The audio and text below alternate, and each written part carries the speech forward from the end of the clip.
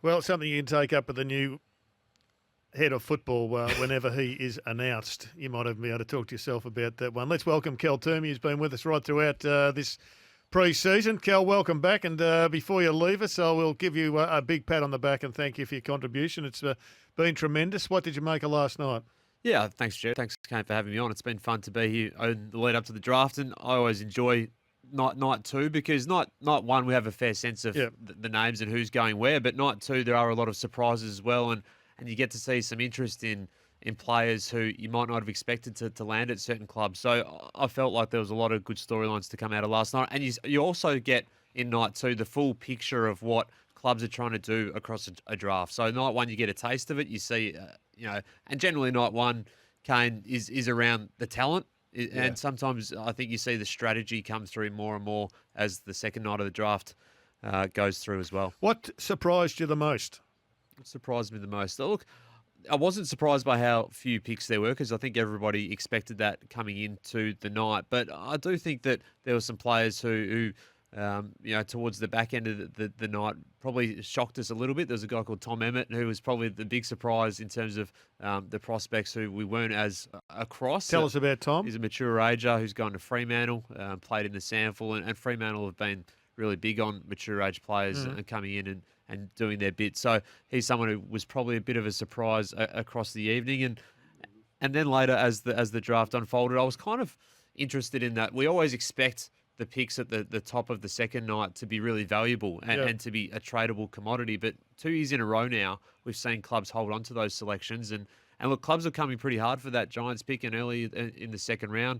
Melbourne wanted to get up. They were throwing around. Who did they want, Melbourne? Well, they had their interest in Harry Barnett, but also they've looked at the ruck today in the rookie list too. So they clearly were a club that was interested in throwing around a future first, and they were trying to get into the first 5 picks, and that was for a different player altogether. That was for Bailey Humphrey. Do we know who Melbourne were chasing when they tried to extract Essendon's pick? Yeah, Bailey Humphrey, my understanding is the player that they were targeting. And look, I think the Bulldogs, had they had gone up, probably were looking more at Elijah Sardis with an interest there if they'd gone that way. And obviously Gold Coast were weighing up too whether they'd shift one spot up the board to make sure of it with the Bombers. But in the end, they got who they wanted regardless. How has the strategy evolved? What is it, 2 or 3 years since we've been able to trade picks on the night in the lead up to? Do you think clubs have been more savvy around it, and how have you viewed it? Definitely more savvy. I think early doors as well, we saw the bidding system come in around the same time, and there was probably not a lack of understanding, but with experience, you get to know the tricks of the trade. And there was the clubs with the academy prospects in the past couple of years have become magnets for trade attempts because you become a valuable source yourself. You need to get some picks out. You need to find a way to manoeuvre that. But also clubs see you as a way to get up the board, knowing that you might have your pick eaten up or chewed out. So that's sort of a way that we can see clubs evolving with that sort of experience. And that has happened more and more over the past couple of years. There's been lots of intrigue about the Swans and their attempts to get an advantage and get their man by way of extra picks, which they ended up doing. Whether or not they've got the right man, that's all in the eye of the beholder until the history tells the real story. But have they got a rookie? Have they got somebody in their academy that they'll need picks for next year? They've got an academy player coming through, a taller type, but I don't think that's more or less. I don't think they'd be budgeting on points. That wasn't driving this decision? I don't think that was driving this decision. The Gold Coast, on the other hand, have a potential top 5 pick. Okay. A Gold Coast academy guy called Jed Walter, and that's why through the trade period they started stocking up on points for next year and also did a trade in terms of points across the last couple of days too. So that was probably more so that one. The Swans clearly, I think, just were pretty open about them rating that part of the draft very similarly. So if they could get back 10 spots and in the meantime pick up that future pick from that Hawks transaction, well, they do it that way. And I loved that the Hawks made a play to get in and get 2 first-rounders, because if you're going to go in the rebuild, 1 first-rounder at a time is going to make it a very long stretch. But to get 2 at once was good. What was interesting, though, with the Swans was you may say that the next group of 10 players are even, but they're not all the same player. When they ended up taking a small forward, they overlooked a ruckman, they overlooked a potential powerhouse midfielder in Ed Allen, who's going to, I think, be one of the stories, whether he succeeds or fails over the next 3 to 5 years. He is going to be one that's going to be looked at incredibly, I think, by a few clubs. But ultimately, you're saying, the Swans were saying, well, we're happy with the next two, and there were two small forwards to pick from. Giants took the next one. They took Costanti. Yeah, they took Jacob Constanti, and they moved back, and I think that was a bit of a curveball of night too, that they used the pick that Hawthorn gave them to then pick up the Hawthorn Next Generation Academy player. How do you rate him? Yeah, I had him just outside my own personal top 30, but has some speed, and I can see why he'd be an attraction for clubs for sure. You've got as good a contacts as anyone. You would have spoken to some, if not all, clubs. Who's happy? I know it's hard, and everyone's happy. Ask us in 5 years. But who did you sense felt like they cleaned up? I'll put it this way, Kane. I went into the draft thinking that Collingwood would take Jacob Ryan with their first pick, and I think they were definitely interested in him in their first pick. But when Ed Allen got through, they then played the gamble game of seeing if they could just take Jacob Ryan with their second, which they did. Then they did a trade. And at that point, if they'd stayed where they were, I think they were right in the mix to take Joe Richards with their own pick at that point. But then they shifted back down the board and managed to pick him up anyway. So I feel like their night went pretty well to plan. And that's there's always an element of luck in that, but also you got to grab the players when you can get them. And for Ed Allen to get through to them, I thought was really good. I thought West Coast was able to really hit the nail on the head in terms of what they needed. They brought in two explosive players inside that first round in Ruben Jimby and also Elijah Hewitt. They grabbed a ruckman in Harry Barnett, but also then after that added some more speed with Kobe Bergiel. So I feel like they were a club that hit the mark. So that's the good. Is it too hard to say the bad? Who do you think would be disappointed on how it played out? No, I don't think anyone would be disappointed. I know that's an easy answer, and it would be a bit more fun if I threw a couple in to say they didn't do well. But I would say that the club's going tonight on scenarios, and they have a fair idea going into the night who's going to be around their part of the draft. I think where the bids come is always interesting. The Swans clearly being a big part of that storyline. I don't think that would have been in the plan for the Giants to be matching a bid at that point for Harry Rouse, their academy player, but they did it anyway. They still got 5 picks inside the top 35 and a mix of players as well, including, I think it's easy to forget, they've got the number 1 pick who's a key forward who's in everyone's top 5 on the draft. So just because we've known about it for a couple of months, I think we've sort of moved on from that. But in saying that, he's a top-class character. We had him in the studio last week, Gerard, and prospect as well.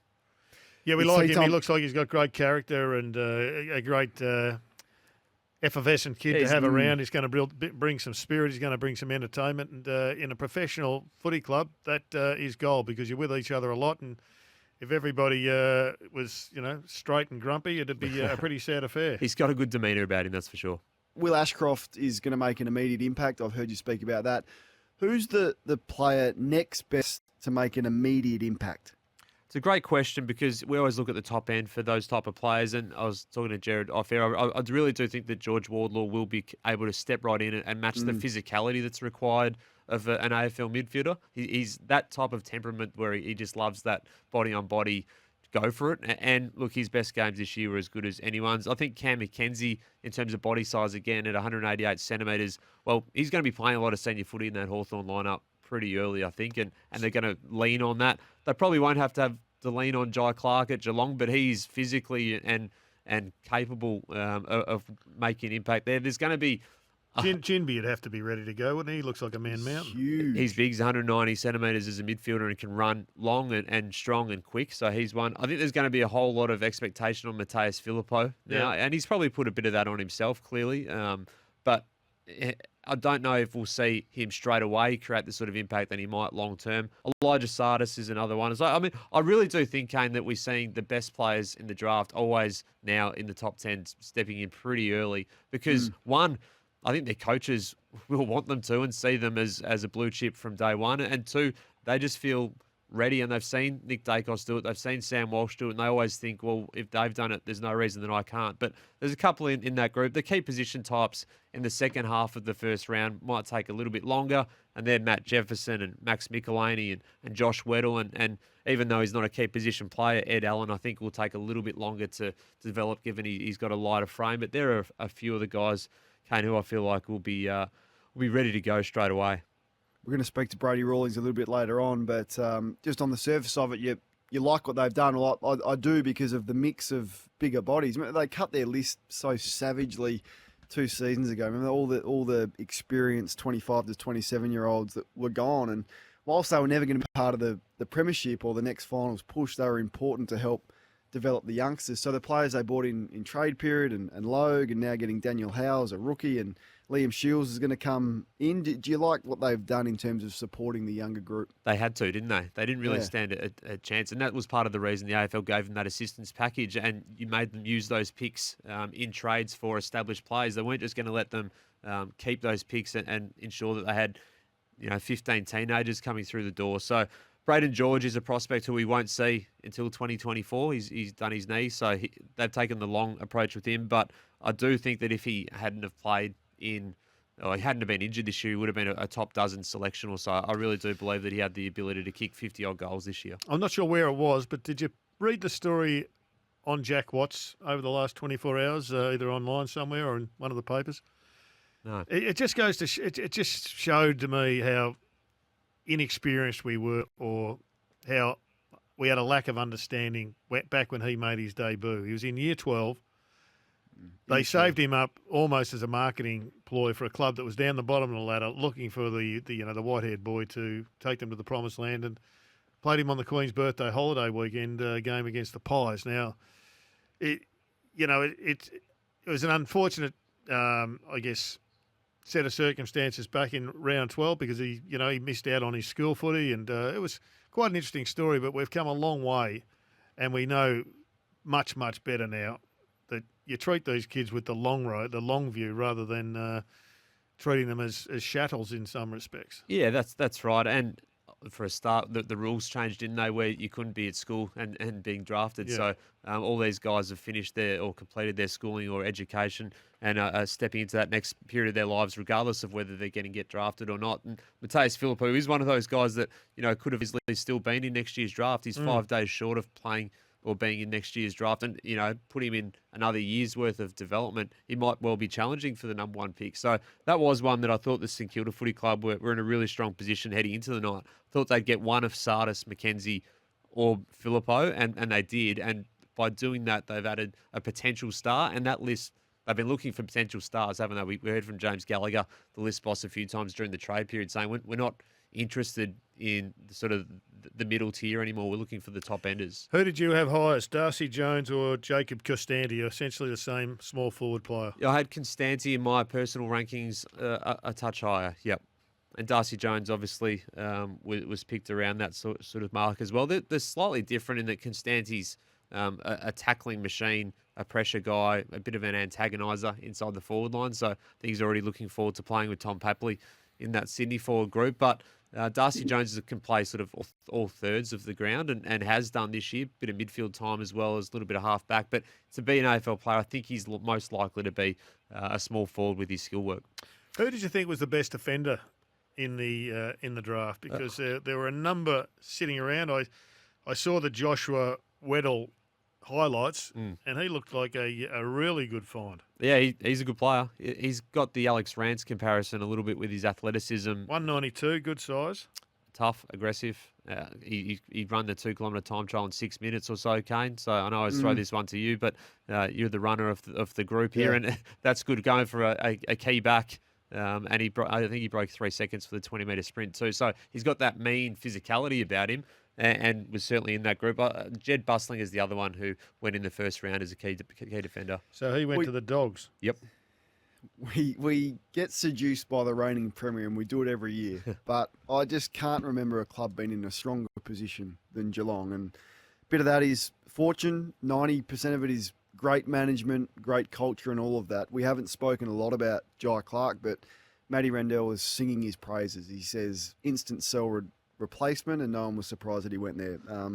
how have you seen what Geelong have done to make them even stronger than what they were last year? Yeah, I love Jai Clark. I think across this year, he started this season a little bit off in terms of his footy and production. I think he got a bit too caught up in some of the leadership stuff that he was trying to do for everyone else and brought it back to his own game and really ticked off the second half of the season to be a gun. And he'll be a gun from day one. Is he going to break into that midfield straight away? I'm not sure, but he'll give it a crack and he'll be close because he plays with intensity. And that's you can already see him stepping in and winning over all his teammates. He's trained there. They know him, all that type of thing. So I do think that Jai Clark will make an immediate impact at that level. And the other thing about him as well is, and the Cats, what I found interesting, Kane, they drafted 3 other Geelong boys. So they've drafted four players from the Geelong Falcons. On brand. Very on brand. And a late dash at Phoenix Foster, who's a South Australian, and they generally like to save a pick for a South Australian smoky potentially. That's Mackey's influence. Yeah, there you go. So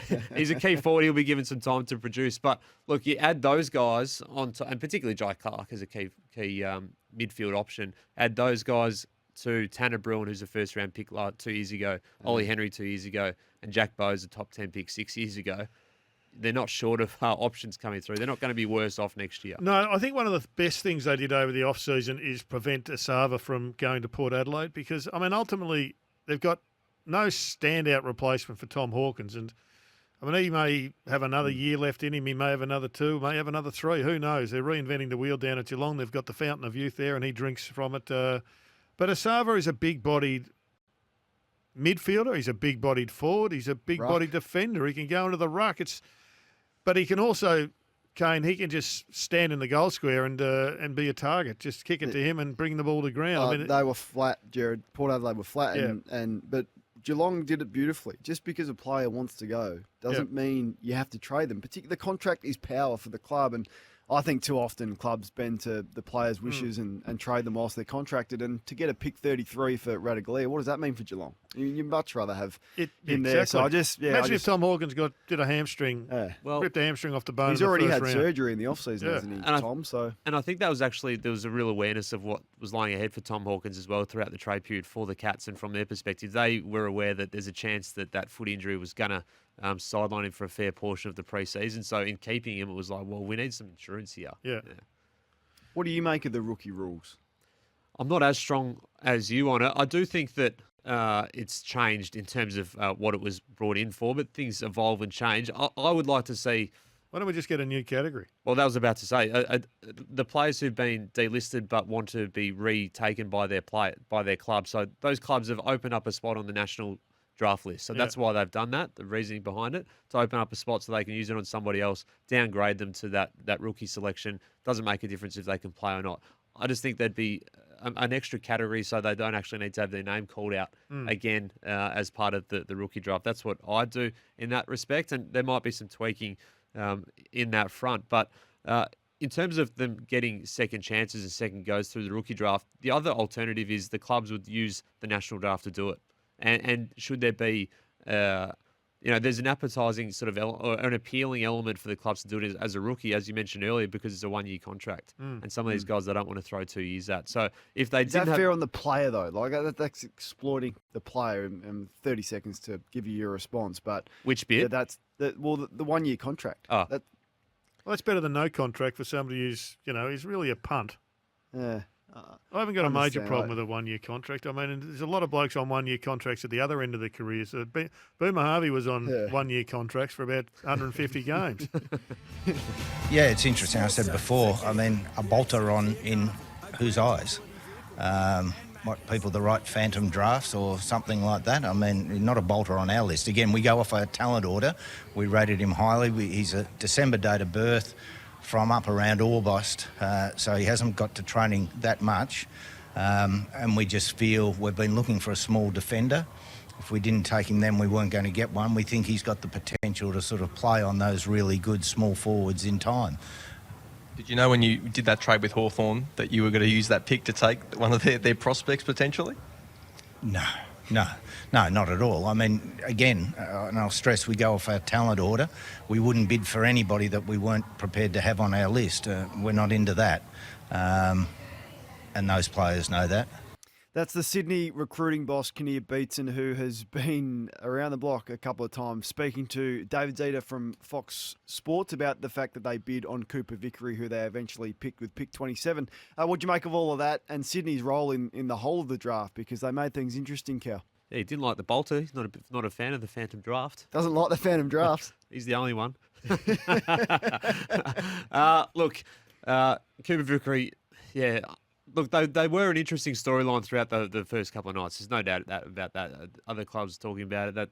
There's always a storyline. What were the clubs talking about, though? The double bid and the trade, attempt to and then extract a few picks. Yeah, and that was interesting in and of itself. You got to ask the question. You don't have to get anything for it. It doesn't Creative, I thought. Doesn't have to happen. And the Giants didn't do it, and that's fair enough as well. They pushed up a match, and they get a local midfielder. So I agree that you wouldn't be bidding on a player that you didn't want. No. Like, especially at that point of the draft. And maybe they were attracted to the local talent as well, because not many players come through Sydney as well if you get the opportunity to grab one. But that was the quirk of them using Hawthorn's pick to grab the player that Hawthorn was tied to was quirk. It was quirk. I think more of a quirk than a plan. You couldn't possibly have that plan. No, and there was other interest into the Swans pick as well. They were pretty open with clubs in the lead up. Look, we're going to be open to trading this if we can get the right deal for next year. So not everyone had NGA players that they were going to grab later on. So tell us about Cooper.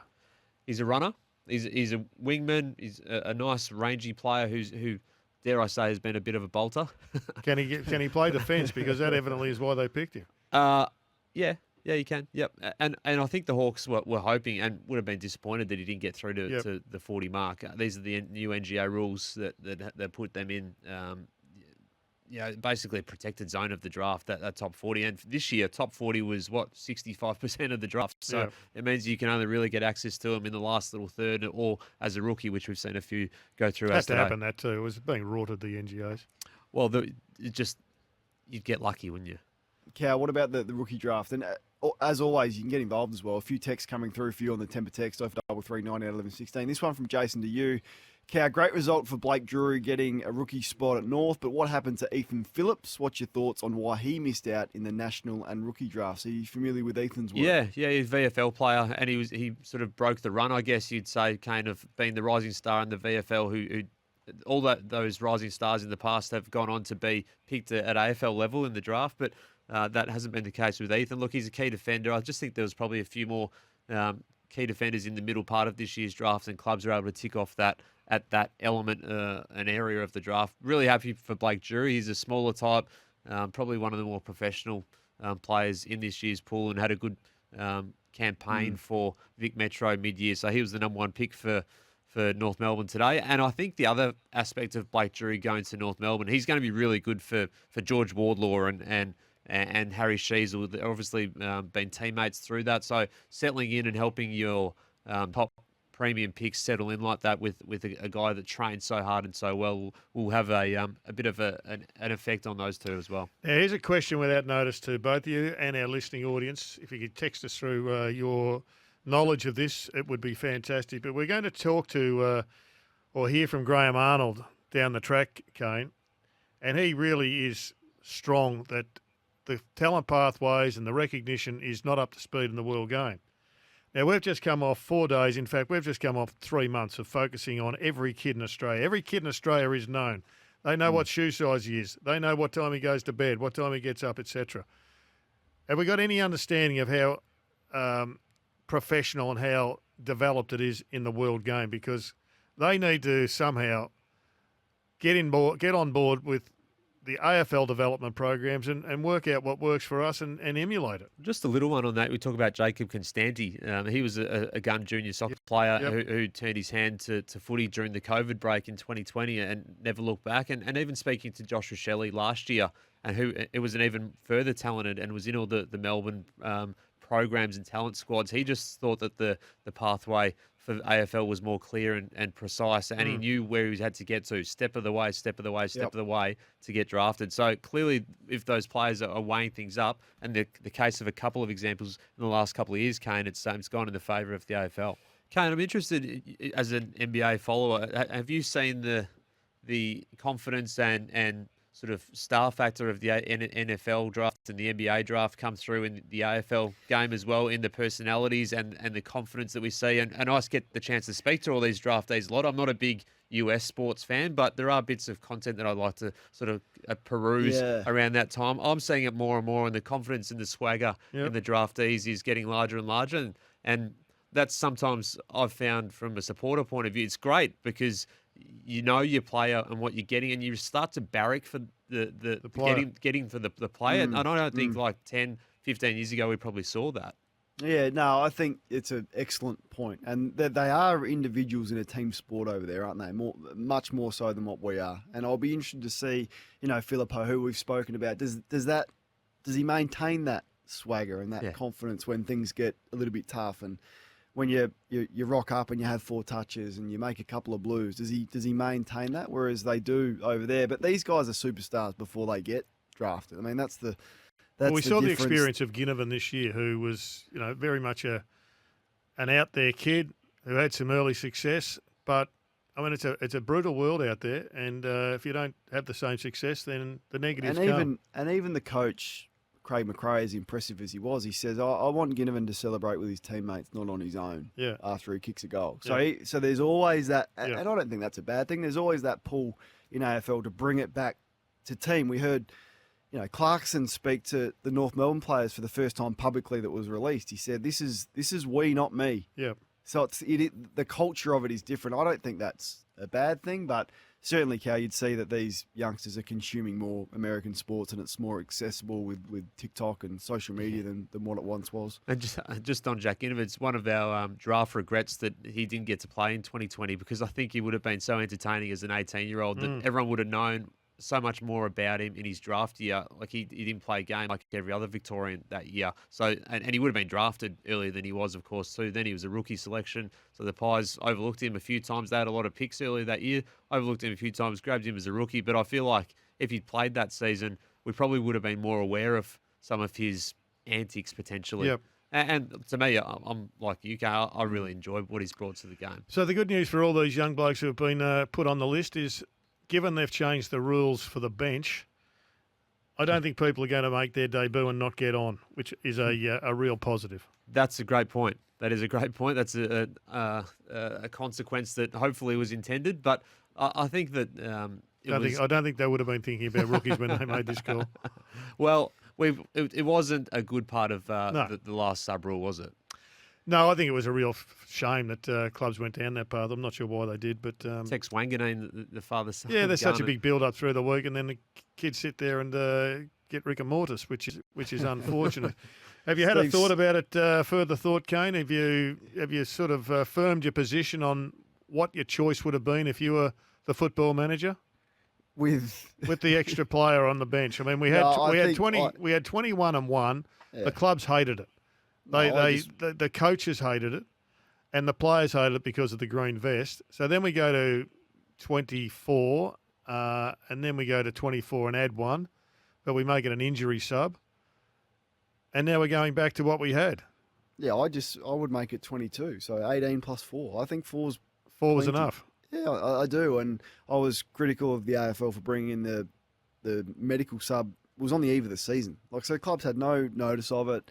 Hadn't trialled it, how it was going to work, and it was always going to be exploited. We spoke about it weekly. I think you'll cop an injury from time to time. You might cop 2, but then it'll be someone else's turn. But we had 24, and then there was the big blue, and all the coaches and the clubs all thought they were going to get an extra player, which is what we got now.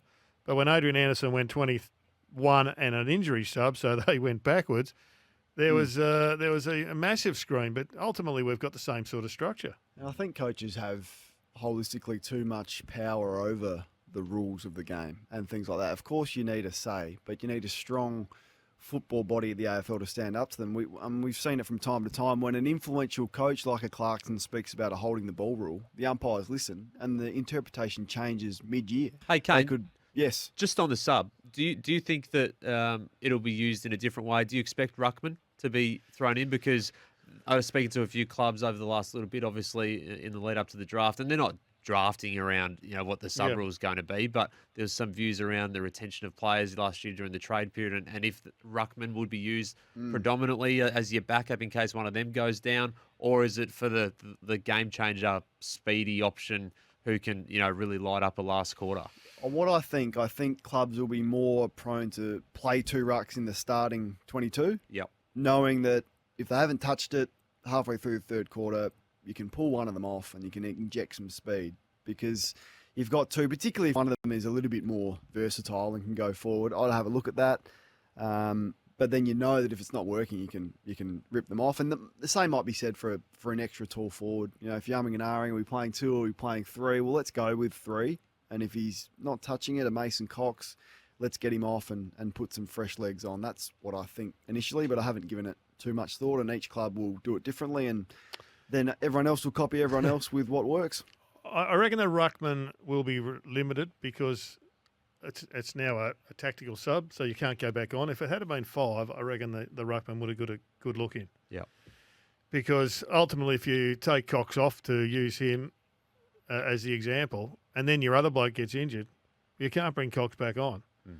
But if it had been 5, and this is why I think 5 would have helped, because it would have been more intriguing from a tactical perspective, I think it would have opened it up a fair bit. And I think the game needs to open up for ruckman because, there's not a lot of them out there. A lot get lost to basketball. So I thought this was a real opportunity for the game to, in some ways, find a position to sort of give them more opportunity to be part of the game. Yeah, and the first one for the national draft was taken at pick 23, and he was clearly the best ruckman in this year's draft. How many ruckmen all up? I think there was about 5 or 6, and including a couple today in the rookie draft, and a mature ager as well. Which is not a lot. Who's got the bragging rights as the Footy Factory this year? Like, you had a look at the breakdown of where the players have come from and who dominated? Well, we mentioned the Falcons. We had 4 players picked at the Cats, so that's a good effort. But also the Oakley Chargers have had another stellar year with George Wardlaw and Elijah Sardis within that top 10 group. The Davey brothers too. So Matt Jefferson as well inside the first round. So they've had another really strong year. And, of course, the Sandringham Dragons. It's generally those 2 in Victoria that manage to scoop up so many of these players. And they also have some assistance in some regard that, Toby McMullen joined the Giants but was playing some Sandy games because he's boarding in Melbourne. Have you got any insight as to why some of the ex-footy factories are no longer producing? I know electricity prices are up, but the factories, the output for some of these regions is well down. Well, I think, looking back at the combine list, the National Draft combine list, there was about 70 players who got invited, and through the Western Jets, Eastern Rangers, Calder Cannons, maybe one other, there was 1 or 2 players across so what's those happening out there? That's a real concern for the game.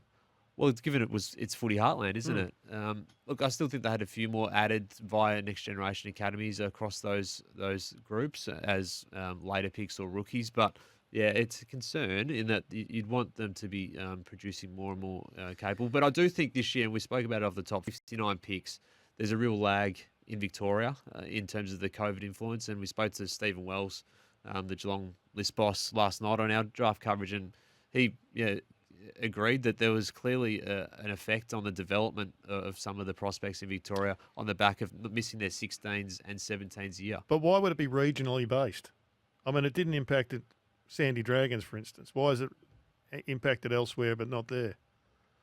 If you're looking at a scientific study, you need a double blind on this. But you can't throw out an overarching explanation if it impacts on some, but it doesn't impact on the others, because somehow somebody's got to wade through. Now, the bigger picture is there a drop off in the playing numbers? Is there a drop off in the demographics of football families, AFL families, as against say footballing soccer families? I mean, they're the things I think that if this happened 2 or 3 years in a row, you'd be really concerned if you were the AFL, because this is the heartland. This is where 60% of players come from.